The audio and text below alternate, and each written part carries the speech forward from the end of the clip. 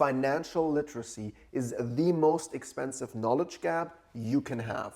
It costs the average American about $2 million in opportunity cost between the age of 18 and 65. And worse yet, 2/3 of the world population do not pass a financial literacy test. Many of them might think they are financially literate, but find out they wouldn't pass the test. This applies more so to men than women, but you'll hear more about that later. So, why am I talking about this?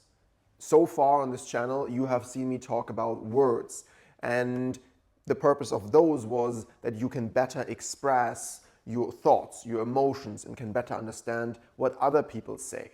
You will continue seeing those videos here, but it has always been planned that you would find more than just words on this channel.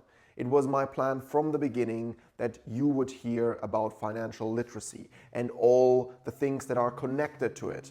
So in today's video, you are going to get a general overview of the subject of financial literacy, because while everyone always talks about it, most of the time it's either very fragmented, where you don't get the full picture, or it is not accurate, particularly on social media. A lot of the things that are being communicated are not trustworthy, unfortunately. So back to the question, why do I care so much about financial literacy? Honestly, I've always cared about it. I remember the first time I got pocket money. I was 6 years old. My mom gave me my first 50 cents. And she asked me, "So, what are you going to do with your pocket money?" And I looked up at her and I said, "I am going to save it for retirement." I'm sure I said it differently, but that's what I said. So I've always cared deeply about it. And why have I cared so much about it? Because financial literacy provides you with opportunities. At a very young age, I realized that it provides you with freedoms, with different paths in life. It makes doors open up for you. And then you can choose what you do with that freedom. And I personally, the same way I'd like you to have freedom with expressing your thoughts and emotions, I also would like you to have freedom with expressing who you are, who you want to be. And part of that is financial literacy. So, at the beginning, in the first sentence here, I made a very bold claim, which was that the average American loses out on about $2 million in opportunity because they are not financially literate. Where do I get that number from? So that number comes from the American National Financial Education Council, who make surveys finding out how much money it costs people to not be financially literate. And the average there is $1,819 per year. Now, if you take that number in itself and you just put it in a savings account over the 47-year period from age 18 until age 65, you arrive at a number of $85,000, I believe, that you are losing out on. But this number becomes that inflated and so huge when you would be actually financially literate enough to not just put it in your bank account or under your mattress, but use that money and invest it. And so that number, the 2 million, represents the amount you would get if you put that money in the S&P 500 and its average value evaluation over the last 30 years. Which was about 10.5% per year. Of course, adjusted for inflation, you arrive at about 7.5% per year, which means that adjusted for inflation, the money that you're missing out on because you're not financially literate is more around 700,000, 800,000. The numbers will be somewhere up here because you don't have the financial education to deal well with your money. So it is incredibly expensive and you're missing out on a lot of freedom by not being financially literate. Today we're going to look at the findings of the S&P FinLit survey. This is the Standard and Poor's Ratings Service Global Financial Literacy Survey. And this survey looks at 140 different countries. It looked at over 150,000 different people and interviewed them. It asked them questions of financial literacy to determine, are they financially literate? And then it asked a lot of personal questions about their life to find out what demographics they belong to. Are they male? Are they female? How old are they? What does their financial situation look like? Do they have a bank account? Do they not have a bank account? And then they mapped all of this out to have the data. So this is what we will go through one by one so you can understand why financial literacy is so detrimental in our current world and why it will be even more relevant as time goes on. So let's begin with the first point. The first point is that we live in a day and age where this exists. People on the internet talking to you, giving you all kinds of advice. Sometimes amazing advice you could have never gotten at that price or free, essentially, just having to spend your time. Sometimes horrible advice, and all of them can, well, just give you their opinion and sell it as advice. So with that also comes that consumers want to do more and more themselves, and governments let consumers do more and more themselves. What do I mean by more and more? Specifically, retirement and investing, planning for your future. Historically, it used to be the government or the company that you worked for that would make sure that your pension is well structured. But nowadays, for most people, when they get their pension, they have to, or their pension papers, they will have to decide how that money is invested. Is it invested high risk? Is it invested low risk? What industries do they want their money to be invested?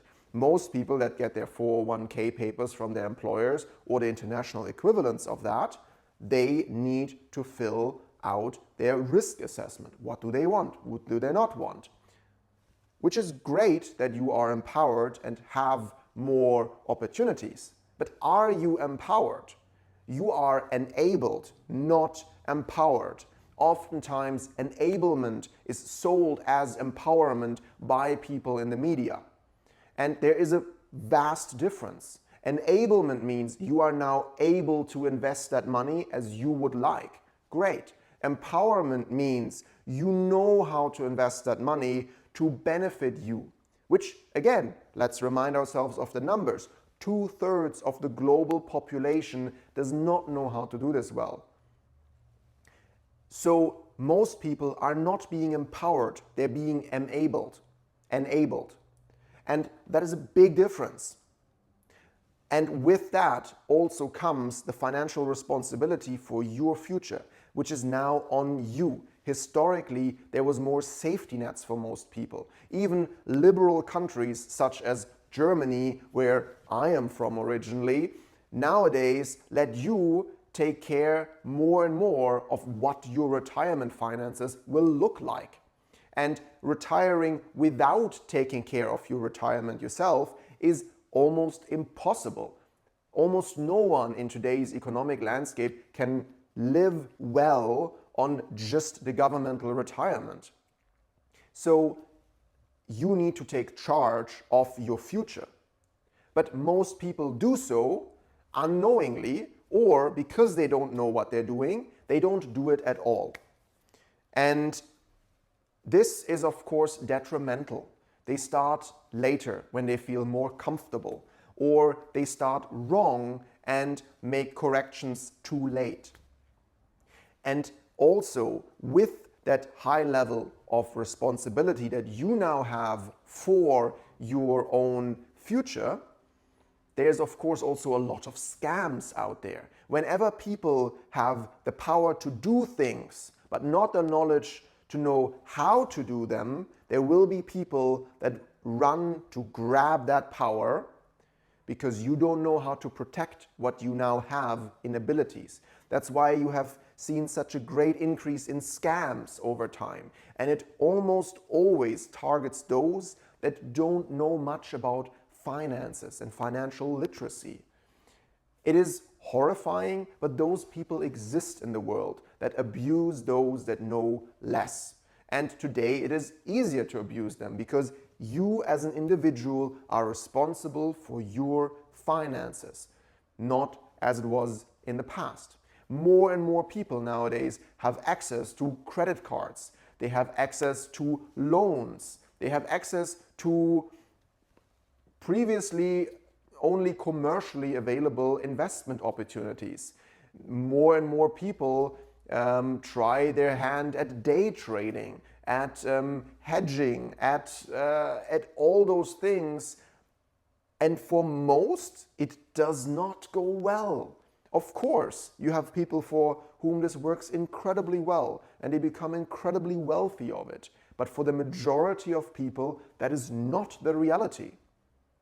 And so this is the first large point, why financial literacy is more important now than ever before, and why it will only become more and more important as time goes on. Because you are being enabled more and more by your surrounding without necessarily being more and more empowered.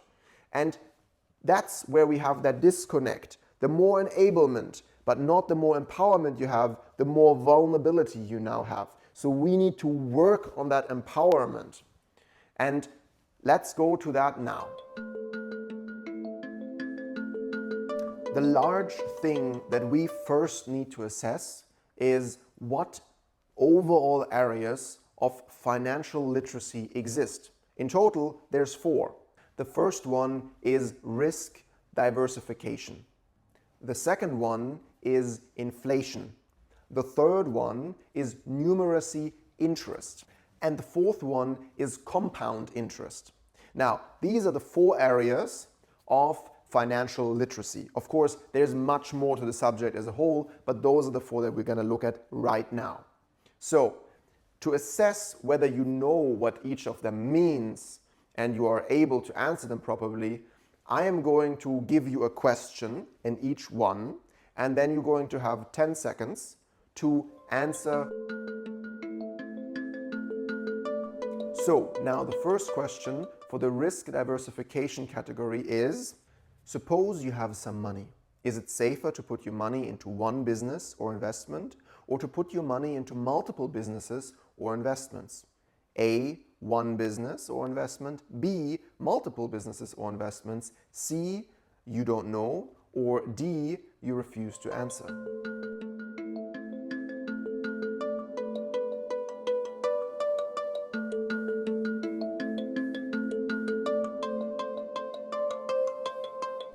The correct answer for the risk diversification question was multiple businesses or investments. The next quiz question is going to be on the subject of inflation. So the question is, suppose over the next 10 years the prices of the things you buy double. If your income also doubles, will you be able to buy less than you can buy today, the same amount you can buy today, or more than you can buy today? Option A, less. Option B, the same. Option C, more. Option D, you don't know. Or option E, you choose not to answer.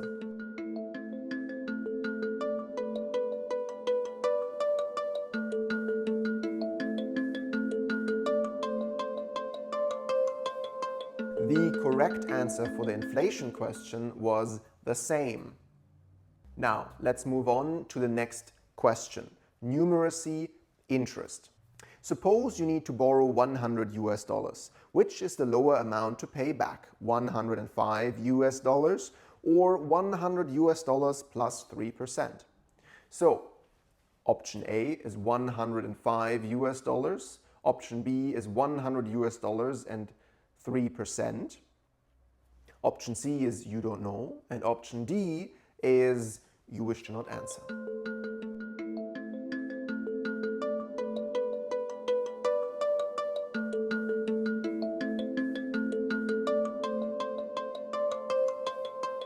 The correct answer for the numeracy question was 100 US dollars plus 3%. Again, write down your answer and let's move on to the next question.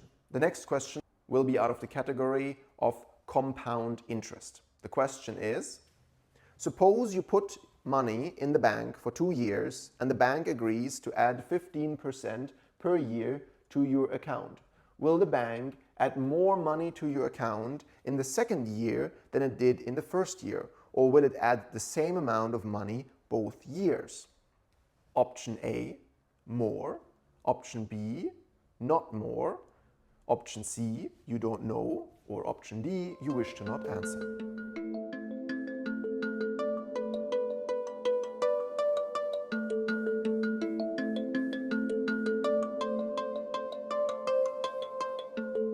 The correct answer for the compound interest question was more. So these are 4 questions from the 4 subjects of financial literacy. If you have answered 3 or more correct, you would pass a financial literacy test. Here I would like to mention though that financial literacy, as they use it in this study, is a benchmark. It is one clear definable point. In real life, financial literacy is not as clear-cut as that. In real life, financial literacy, like most things in life, is a spectrum. And with that, you can be very, very financially literate. You can also just be barely financially literate. This test does not assess that. These questions and comparable questions were asked to the 150,000 participants of the surveys in the 140 countries that were participating. And as I said before, only 33% of all the people were financially literate. Now, this number varies extremely based on the country that you are in. It goes as low as 13% of a country being financially literate, and it goes as high as 71% of a country being financially literate. A tremendous difference. Now, when we look at the countries that are financially literate, you can see on this map here that it clearly comes in clusters. So you have certain areas of the world which are more financially literate than other parts of the world, such as Europe and North America. The countries with the highest financial literacy rates are Australia, Canada, Denmark, Finland, Germany, Israel, the Netherlands, Norway, Sweden, and the United Kingdom. In those countries, 65% or more of adults are financially literate. South Asia is the part of the world with some of the lowest measured financial literacy rates, where only about a quarter of the population, and oftentimes less, is financially literate.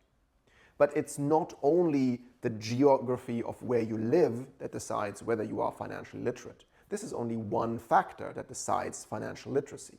There's several more factors that decide whether you are financially literate or not. And even within those more financially literate regions of the world, such as Europe, financial literacy still depends largely on what country you are in. So if you look at this map of Europe, you can see that countries such as Germany, the Netherlands, and Sweden are more financially literate, and that countries such as Bulgaria and Cyprus are a lot less financially literate. What you can see here is that the countries that joined the EU later are the countries that have the lowest financial literacy rates. So in the countries that are very financially literate, you have more than 50 or 60% of people that attain the status of financial literacy, whereas in a country such as Romania, you only have about 22% of the population which are financially literate. So generally it can be said that the more advanced economies around the world have higher financial literacy rates than the emerging economies, such as the BRICS countries: Brazil, Russia, India, China, South Africa. being part of a BRIC country is not necessarily a guarantee for having lower financial literacy rates than someone that is from a more advanced economy. For example, South Africa has a financial literacy rate of 42%, and Italy has one of 37%. So here you can see that a BRIC country is outperforming a more advanced economy. So here you can see all the differences between the different countries and how the different regions affect that. So here you can see how the major emerging economies are compared with the major advanced economies. Now, the data that we just looked at makes it very easy to draw the following conclusion. If you live in a rich country, you are more likely to be financially literate. If you live in a poor country, you are more likely to be not financially literate. This conclusion is not entirely true. It is partially true. But if you look at this graphic, then what you can see is that once you overcome a certain threshold of GDP per capita, then yes, the wealthier you get as a country, the higher the financial literacy rates are. But if you are below that threshold of GDP per capita of 12,000 per year, then it doesn't necessarily matter if you are at 1,000 GDP per capita or if you are at 10,000 GDP per capita. Those don't tell you how much financial literacy you will attain. Now, what makes the difference in those low GDP per capita countries? Policies. That's what makes the difference there. Policies and culture. So you have countries that just talk more about money culturally than other countries, and you also have different politicians in every country. Now, another very interesting thing, and I'm sure this is something you didn't know yet, is if you look at those four categories that we just talked about, where you tested yourself, is that if you look at them, you can see that one category really stands out. And this one is the risk diversification. This is the category where you have the most drastic difference between someone that is from a more economically advanced country versus someone that is not from an economically advanced country. So just for reference, in an economically advanced country, 64% of people understand the concept of risk diversification and pass that specific question. Whereas in countries that are not economically advanced, only 28% of the population understand the question of risk diversification correctly and answer it correctly. In the other categories that we tested, the differences are not as large as with risk diversification, as you can see. One thing that needs to be pointed out is also that a country's knowledge of each of the areas, of the four areas of financial literacy, depends on the history of the country.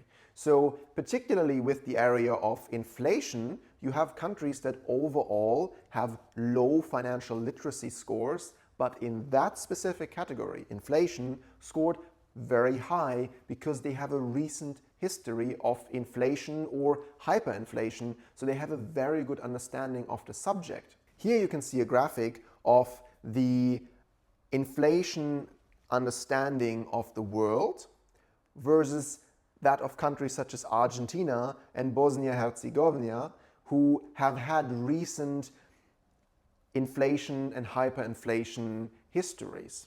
So the people in those countries are very well versed in the subject of inflation. Much better than the world average, in fact. Oftentimes even better than the average in an economically advanced country.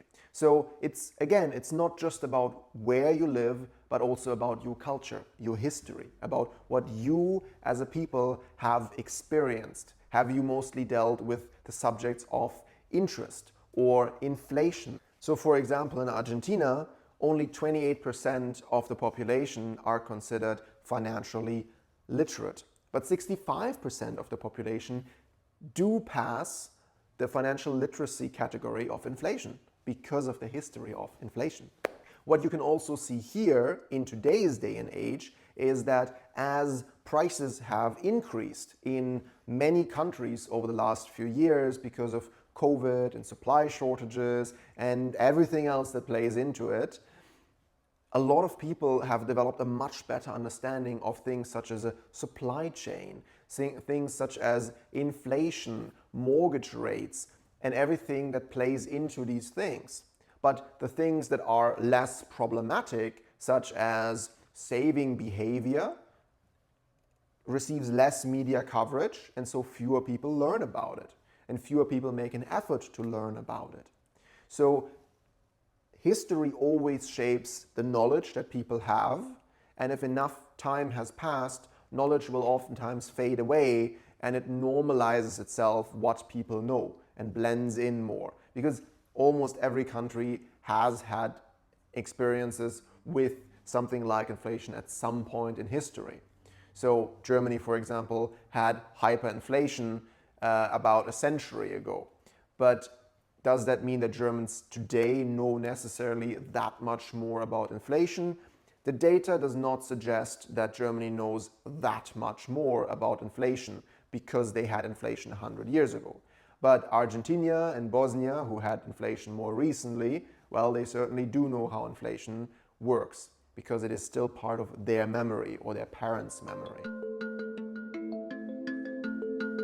Now, earlier during this video, I already said that it is not only a question of where you're from that decides how financially literate you are, but also your own financial background as well as your gender. And one thing that is very sad to see is that women, regardless of income group, economical background, country they live in, always have lower financial literacy rates on average than men. So about 35% of men globally attain the status of financial literacy, but only about 30% of women attain that status. And that is something that, as I said, is regardless of where you live. Women will always have a lower financial literacy level than men, at least as of today. Maybe with this video, we can change a little bit about that. Here you can see the statistics of how many women in the world are considered financially literate versus how many men are considered financially literate. And you can also see it for major advanced economies. One thing that is very, very interesting is that women are more likely to admit when they don't know the answer than men. So whether you say that they realistically know that they don't know the answer, or they are afraid to say the wrong answer, so they prefer to say that they don't know, it is not that important at this point, but they are more likely to answer, I don't know the answer. One thing that is not mentioned in this report, and that we will talk in length again in another video, but I would just like to quickly mention here, which is very interesting, is that oftentimes women invest money better than men because they admit when they don't know something. So they are more conservative in how they invest the money compared to men who will have a lot of stocks, a lot of different aspects in their portfolio, not necessarily understanding all of them that well, whereas oftentimes women will have a portfolio that consists of fewer different positions, and they know those positions much better, and so they oftentimes tend to have more investing success. And of course, if you're in a relationship, then you can really combine both and say we'll take the best from each world and take the risk willingness of men combined with the self-reflectedness of women, where they will be honest when they don't know something. Now, if we look at this next graphic, one thing that is very, very interesting is that overall financial literacy rates are increasing. Now, why do I say that based off of this graphic? Well, younger people are more financially literate than older people. Unless you are in an economically advanced country, then younger people between the age of 15 and 35 will be less financially literate than the people between the age of 35 and 50. But from there, you then see the decline. But again, younger people overall nowadays are more financially literate than the older people in our society. This is, of course, a very positive thing. It shows that more and more young people want to learn about financial literacy. So I'm very hopeful that this video will reach many people and will show them something about financial literacy. So again, at the very beginning of this report, I said a large problem is that anyone out there can talk about finances online, and therefore people can easily be scammed. But the same way this is a problem, it's also an advantage, because things like this can exist and can help someone out there better understand finances as well. Now, one statistic that is probably not very surprising to you is that wealthier adults are more financially literate than poor adults. And this is consistent throughout the world. It doesn't matter if you're in an economically advanced country or an economically less advanced country. This always holds true. If you are wealthy, you know more about financial literacy. And if you are not wealthy, you know less about financial literacy. Of course, we can also turn that sentence around. If you know about financial literacy, you are more likely to be wealthy and to become wealthy, which again is the great power of financial literacy. Here you can see the proof of it in data. Another thing that plays a tremendous role in financial literacy is the educational level of the person that you're looking at. And this is something that I already mentioned previously in this video. Financial literacy is not its own subject necessarily. It is interrelated with so many other subjects. It has to do with your culture, your history. It has to do with math, with economics. It has to do with all these other skills that you need to possess. Again, the videos that I make about the words can also help you understand a financial contract better. So again, if you are more educated with something that is not necessarily obviously related to finance, it still allows you to make more informed financial decisions. So it shouldn't come as a large surprise that the more educated you are, the more financially literate you are going to be. So you here can see a very clear difference between people that have primary, secondary, and tertiary levels of education. Primary meaning 8 years or less of formal schooling education. Secondary meaning 9 to 15 years of formal schooling education. And tertiary meaning more than 15 years of education. So here you can see a huge difference in the financial literacy. People that have only received primary education have a financial literacy rate of 31%, whereas people that have received secondary education have a financial literacy rate of, on average, 51%. And people that have received tertiary education have a financial literacy rate of, on average, 73%. So with each additional educational level, you see a jump of about 20 percentage points. Tremendous. A tremendous difference. And this again also plays into why people of higher education are wealthier. It is not only that that degree that you attain provides you with other job opportunities and income opportunities than if you don't have that degree, it also provides you with financial understanding that allows you to pursue good financial opportunities and avoid bad financial opportunities. Something that someone who's less educated will not be able to do. Of course, something that needs to be said is that there's also the non-quantifiable amount of additional education that people receive. Of course, the data here refers to official time you spend in a school or a university. but it does not refer to someone spending the time to read books or inform themselves the way you are doing right now through this video, which all of those things, of course, also add value and allow you to better understand financial education and financial literacy. Now, this time we're going to look at a graph which is very surprising and has very interesting implications. If you map the PISA test scores, so the math test scores of 15-year-olds by their country, and then map the financial literacy by that country, what you can see is that for the most part, the higher the math scores of a country are, the higher that country's financial literacy level also becomes. But there are exceptions. This does not always hold true. There are exceptions such as Portugal, Vietnam, China, and South Korea.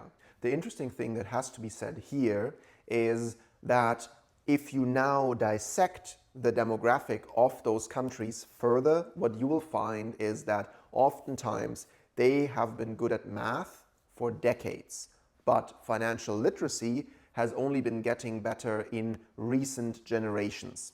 So, for example, if you look at South Korea, then the older generation there is just as good as math as today's generation, but their financial literacy rate is much lower. So in South Korea, in the age group of 51 to 65, 27% of the population are financially literate. But if you look at the 35 and younger group, then 48% of the population there are financially literate. So you can clearly see that that data can also be influenced by generational differences in financial literacy.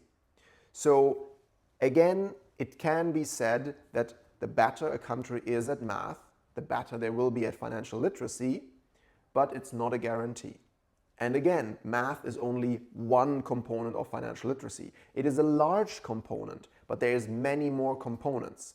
And a component that is not being talked about at all in this survey is everything that has to do with the human psychology. And we will talk about that in other videos. Now, one thing that we talked about at the beginning was that people have more and more access to their finances and can control them more themselves. I talked quite negatively about that, but here I would like to point out a very positive thing, a tremendously positive thing, because when you give people access to their own bank account, it allows them access to things such as saving, investing for the future, having no corruption because there is transparent financial records. It also specifically empowers women, specifically in less advanced economies, because it allows them to be more independent of their parents, their family, their husband, and have their own savings and have their own bank account. So this is, of course, a tremendously important thing. Another thing that does need to be said is that the people that do use banks, credit cards, loans, on average, do have higher financial literacy rates than the people that don't use those products. So whether using the product makes you more financially literate or being more financially literate makes you use that product is not clear. But regardless of that, you can see that people who use these products have higher financial literacy rates, and that by educating people about financial literacy, they're more likely to use these products because they're more likely to trust these products and understand them. And also, they're then able to better know which products to use. So financial education has to go not just so far that people are willing to trust products, but they're also able to assess which products are right for them. What you'll oftentimes find is that people have learned enough to say, now I trust a credit card, for example, but they haven't learned enough to distinguish between a good and a bad credit card based on their individual life circumstances. And this is essential because people that have low financial literacy scores and do use financial services and products such as loans and credit cards are at an increased risk of suffering from bankruptcy or defaulting on their loan in general. They oftentimes don't understand the concept of inflation or the concept of interest and compound interest, which becomes truly detrimental to them. One thing that is clearly visible in the data is that if you do own a bank account, you are more likely to be financially responsible. The interesting thing with this is that this here is not explained much in the study, but in another video we can talk about the psychological effects of seeing your money and seeing your spending. A large part of financial literacy and financial responsibility is to keep track of your expenses, is to see what you spend money on.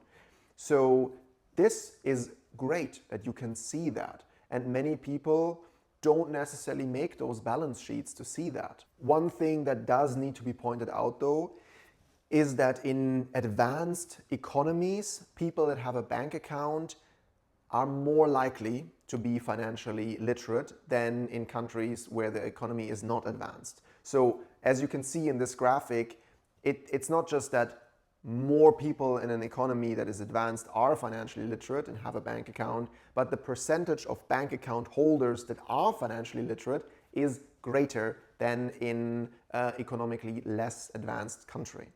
And this data showing the financial literacy of bank account holders does not only hold true for regional differences, it once again also unfortunately holds true for differences in gender. So women that have a bank account are less likely to be financially literate than men that have a bank account. And it also once again holds true for socioeconomic differences. So people that are rich and have a bank account are more likely to be financially literate than people that are poor and have a bank account. And one group that is particularly bad in financial literacy is the unbanked part of the global population. Everyone that has no formal bank account and just stows away their cash under their mattress or wherever else they stow it away. And so they have very low financial literacy rates, particularly compared to bank account holders. In this graph here, you can see the shockingly small number of people that don't have a bank account but are financially literate. It's very small. And so most people that don't have a bank account are not financially literate. And they oftentimes perceive that there's great hurdles to enter the account market where they have a bank account. There oftentimes are requirements that they can't fulfill as to how much money needs to be in there, so they never get to enjoy the advantages of having a bank account. To back this up with numbers, 59% of the people that don't have a bank account say that they cannot afford having a bank account. They don't have enough money to afford the fees. The unfortunate reality is that oftentimes not having a bank account has its own hidden fees. If you'd like, I can make an entire video about the hidden fees of not having a bank account, but they exist and they are very tangible, some more than others, but they certainly impact those people tremendously. These methods are almost always more expensive and in particular less safe than having your money with a formal institution. Another thing that does need to be pointed out is that oftentimes, statistically speaking, the unbanked population around the world tends to come from poorer families and from less educated families. So they themselves growing up never learned about the advantages of banking. They never learned about the importance and safety of it. But even in this category, of the unbanked people, again, differences in gender and economical background prevail. If you are unbanked and you are female, you are more likely not financially literate than if you are unbanked and you're male. If you are unbanked and come from a poor background and are poor, your likelihood of not being financially literate is greater than if you are unbanked but you do have money. So those differences always hold true. Whatever metric you look at, women always are financially less literate than men. The poor are always financially less literate than the wealthy. The uneducated are always less financially literate than the educated. And the people from emerging economies are always less financially literate than the people from more advanced economies. This always holds true. Another thing that is very different between the emerging economies and the more advanced economies is the concept of credit, of loans. While in an advanced economy such as Germany or the US or Sweden, you can get a loan or a credit card fairly easily, at least for most people. In many emerging economies, these tools are only accessible to the truly wealthy members of society. And so for most people in emerging economies, the reality is that if they need to borrow money, they need to borrow it either from family or friends or informal loan bureaus, loan sharks, where there is no certainty as to what will happen. So this also creates a divide in financial opportunities. So even if you do possess the financial literacy, if you are from a country where you don't have the credit opportunities that you do in another country, you're limited in what you can do with your financial education. So just to give you the numbers for this, the difference is huge. In advanced economies, 51% of adults use a credit card. Whereas in less advanced economies, it's only 11%. So it's almost 5 times as much in an advanced economy. And a credit card is for many people oftentimes the easiest access to credit. And while interest rates might be great, if you are responsible with it, you don't have to pay those high interest rates.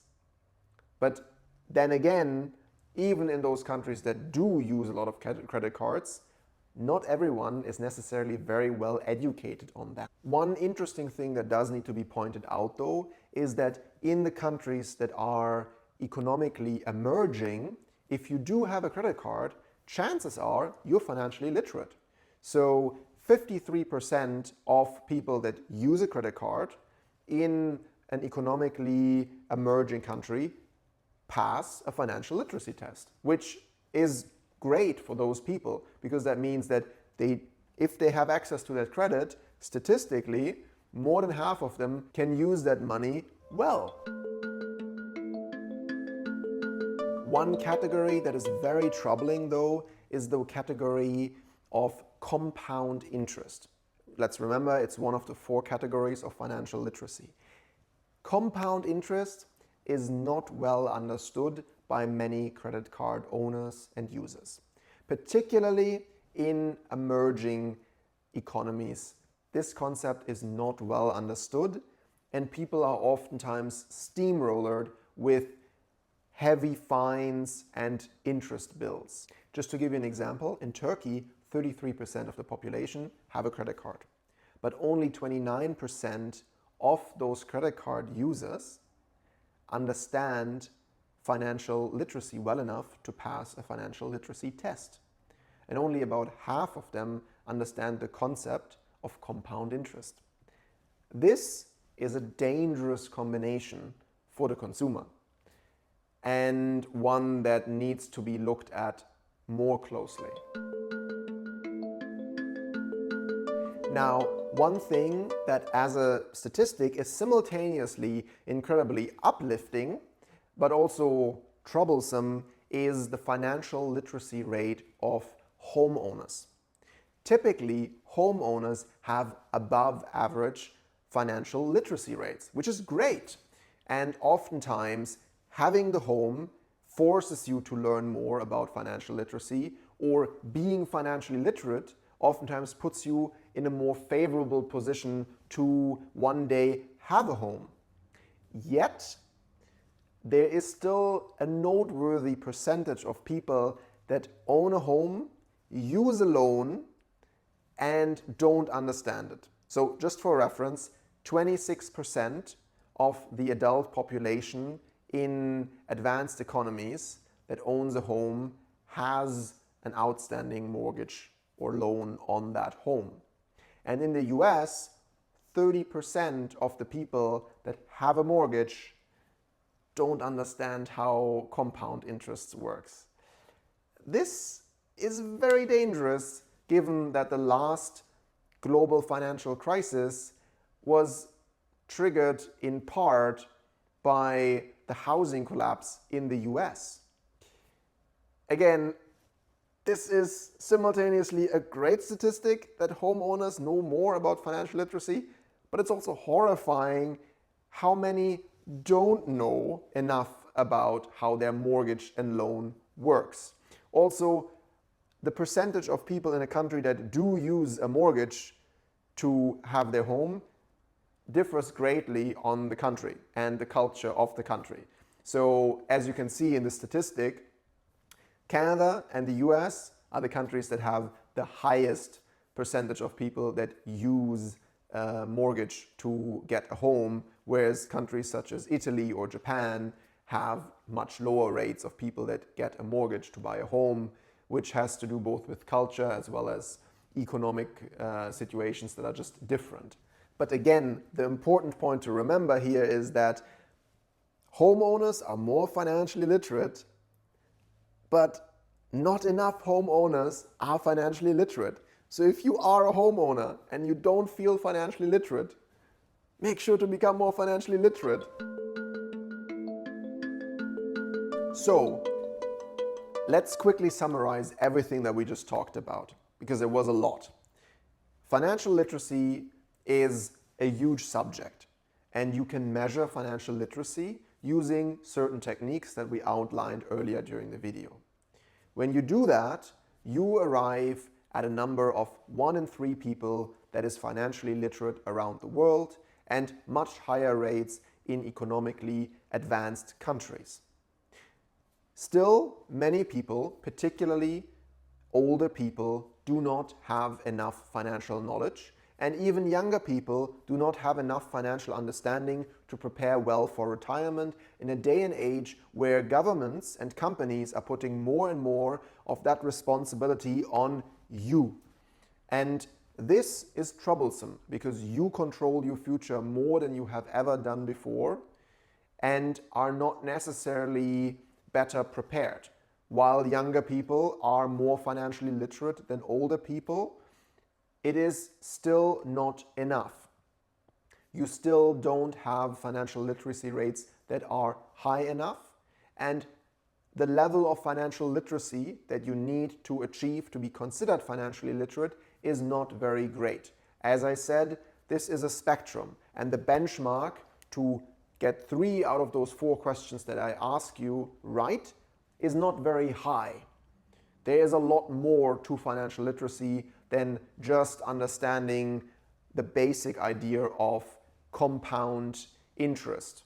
It is also understanding more than just that. And all those things we will talk about. If you ever have a question, write it in the comment section. I'll be more than happy to answer it, because this is what we will do here. Everything is just about educating you, giving you tools to be more financially literate, to have more possibility and more power. Remember, as a society nowadays, you are being more and more enabled, and we will work here on empowering you. That's what I am passionate about. I want to empower you, not just enable you. You are already being enabled. I am looking forward to seeing you on this journey, and I wish you a great day wherever you are. Thanks for watching. Please like, subscribe, and comment. And if you want to keep on learning, click on one of these videos.